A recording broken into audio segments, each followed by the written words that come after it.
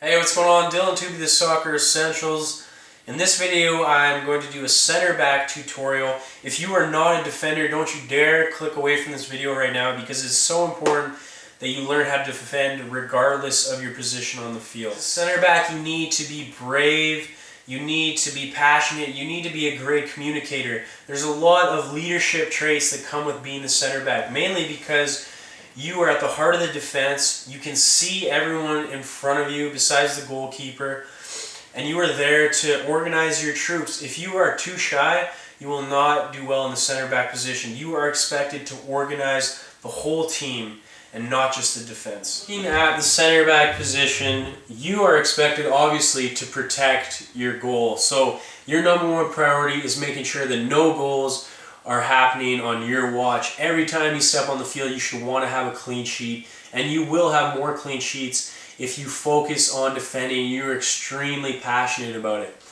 What I mean by that is there are certain players who will let people get past them. They'll let the other team have easy shots, and they don't really care too much about what happens in the end. But if you are extremely passionate about it, if you concede a goal and that is worse than dying,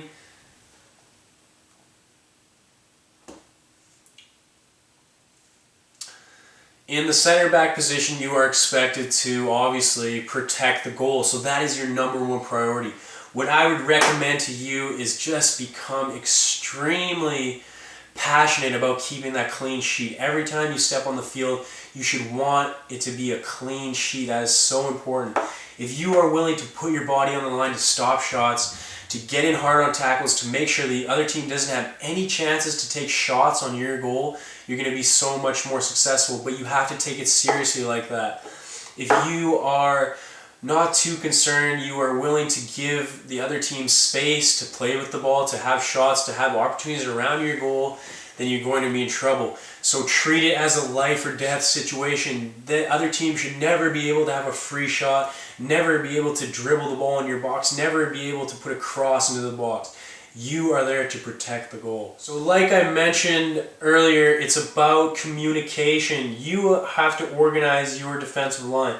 So first of all is the offside line.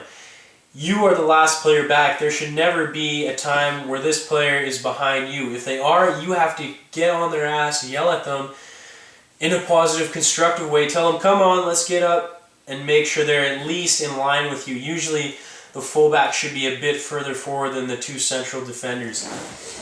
So make sure your team isn't slacking defensively. If there are players that are unmarked, someone has to come back. So that's either this player stepping up to defend, or you're calling a central defender or central midfielder back to cover this player here. If you are too shy and you aren't willing to tell other people to get back and cover when they should, then your team is going to suffer because of it. So open your mouth and make sure that every player on the field is marked, if it not least being watched by someone. So when we are defending, we want to be compact. What I mean by that is close together. It's much harder for a team to break you down if your team is compact defensively and very well disciplined, or if they are spread out like this. This is obviously much easier to attack because there's more gaps, more space to exploit. So when you are defending, when you are the central defender, you have to make sure that your team is tight in defense. The closer you are to your goal, the tighter you should be. And if the ball is on this side, our whole team shifts like this. If the ball gets switched to the other side, again, we all shift and move as a unit. But that comes down to you being a leader and organizing your defensive line. When your team is in possession of the ball, we want to spread out real wide. So the fullback should get even up here by the halfway line, nice and wide. And the central defenders are going to spread as well, so basically about the box width. That's how far apart you should be when you have possession of the ball. When you have possession of the ball, obviously our biggest thing is keep possession. So if you can't go forward, that's okay to move the ball around the back, come back, go the other way, keep it moving. But the key is it has to be two-touch, and you have to move the ball quickly. If you were taking too many touches on the ball, especially in the center back position, it's going to give the other team opportunity to move forward and slowly close us down. So when we are in possession of the ball, obviously you want to keep the ball moving. If nothing is on, keep it moving, two-touch, passing move, keep your head up. If you can play into the central midfielder, you definitely want to do that because this is your playmaker. So you want to give them the ball as much as possible. If there's someone on them, you have to say man on and they'll give the ball straight back to you and then boom, you're going out the other side. If they have time to turn, you have to tell them turn and then we can attack quickly. This player is the playmaker though, so as a defender, you are not the playmaker. You have to be comfortable with that role. You have to be willing to give the ball to this player to make the real plays.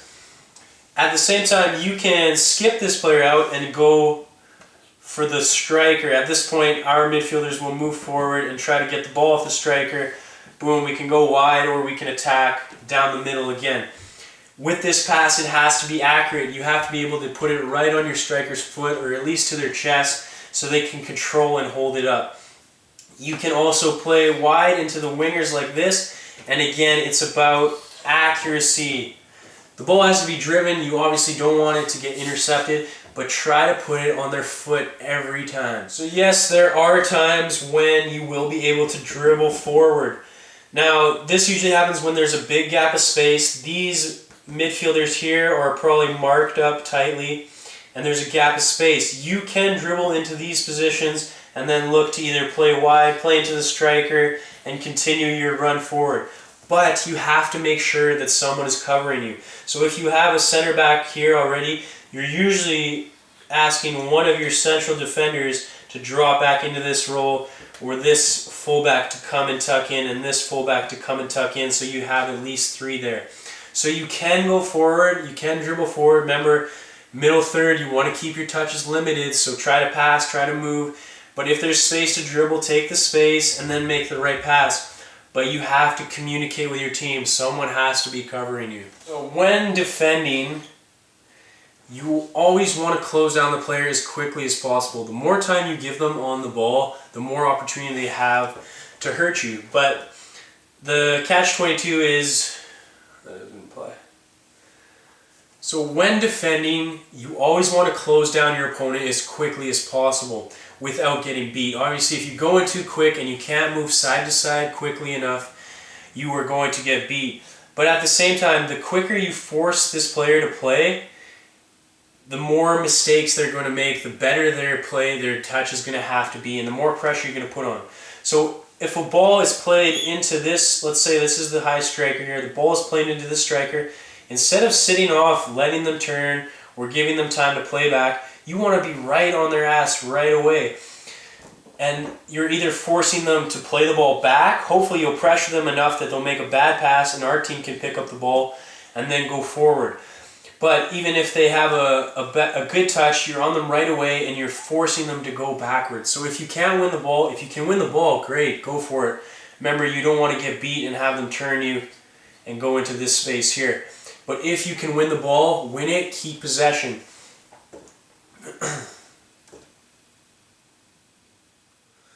But simply forcing this player, being on their ass right away, forcing them to go backwards, is a lot of times going to force them to have a bad touch. It's going to force them, first of all, to take them away from our goal, which is what we want. And hopefully you can have your defensive midfielder join in, double up, win the ball, and keep possession. I just want to talk briefly about offside, because usually it can be any defender, it can be any player, but a lot of times it is the center back who is guilty of keeping a player onside. So as a center back, you have to be able to see where the offside line is at all times. You also have to be aware of where the attacker is at all times. If you are lazy, that is when you are going to keep players onside.